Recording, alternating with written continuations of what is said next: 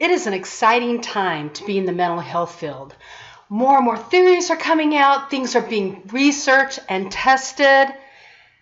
You can go directly to the source. If I want to learn DBT, I can learn it straight from Marsha Linehan because of technology for a very affordable price. I can learn CBT from the Beck Institute. I'm really far from 20 or 30 years ago. I wish I knew then what I know now, and just imagine what we're going to know 10 years from now.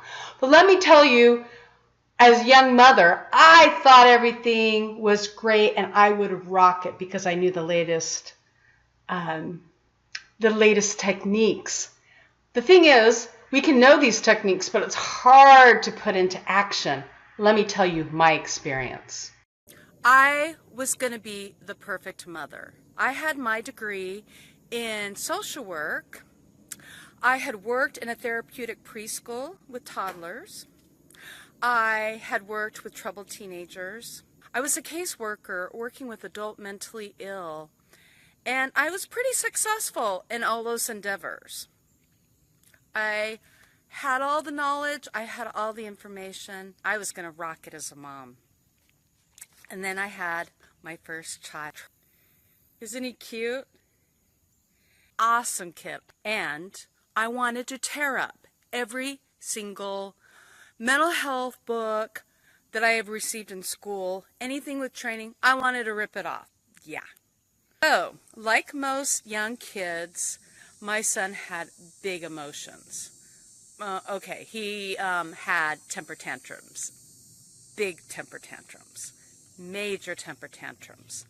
So, the big counseling parenting theory of the early 90s was behavior modification. You put your child into timeout and you had behavioral charts. If a child misbehaved, you put them into timeout until they calm down.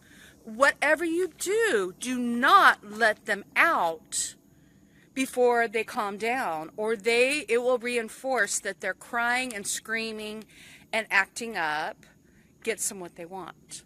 You have to be tougher than the kid. So, yes, I had all this background and all this wonderful professional advice, gonna rock this mom thing.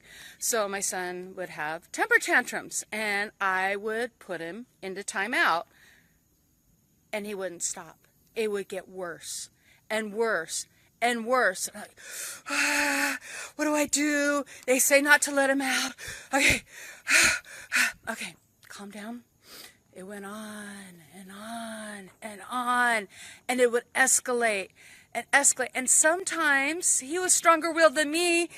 It would be for hours that he'd have these temper tantrums. You'd think he'd wear out, but he wouldn't.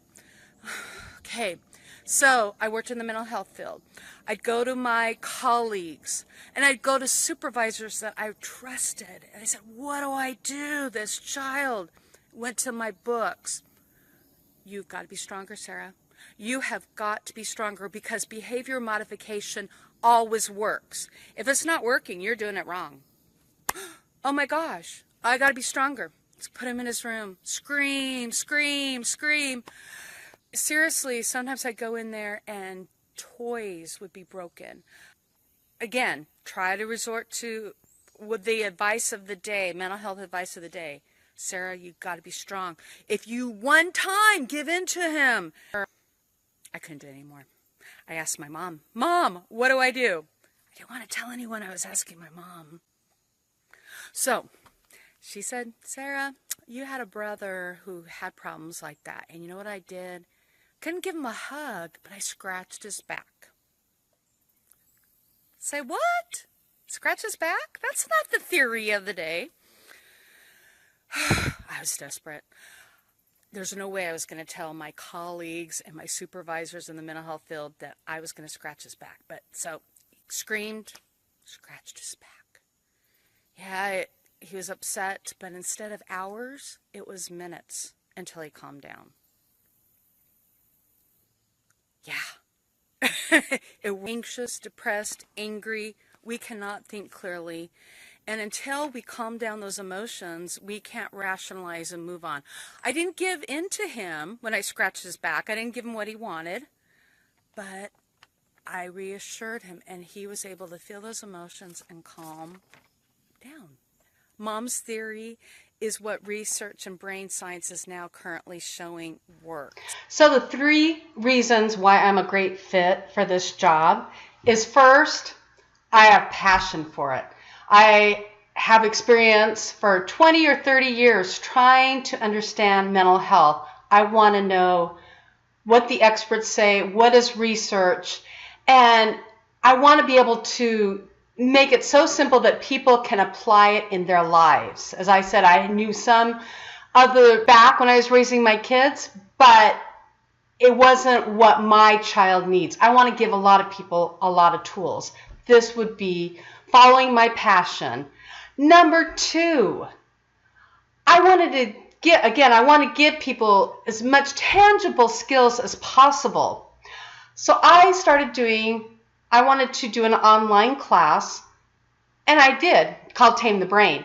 And I had 0 technology skills. So I took a class, an online class, where I have a coach and support and a group. I'm in 2 masterminds, and they have helped me learn the technology that I need for an online class, for interviewing, and I'm continually trying to improve the skills that I've learned. Number 3, I have flexibility in my schedule. My mother turned 89, and I'm her main caretaker. So I've scheduled my business, my home, once a week to do groups and to teach community classes. The rest of the time, my schedule is mine, and so I'm able to work on my online business. I could work and schedule appointments and interviews, and I work from home. So those are the 3 things. Passion. Number 2, I have support for technology. And 3, my schedule is flexible. Nice to meet you. My name's Sara Parker, and I hope you can consider me. Thanks.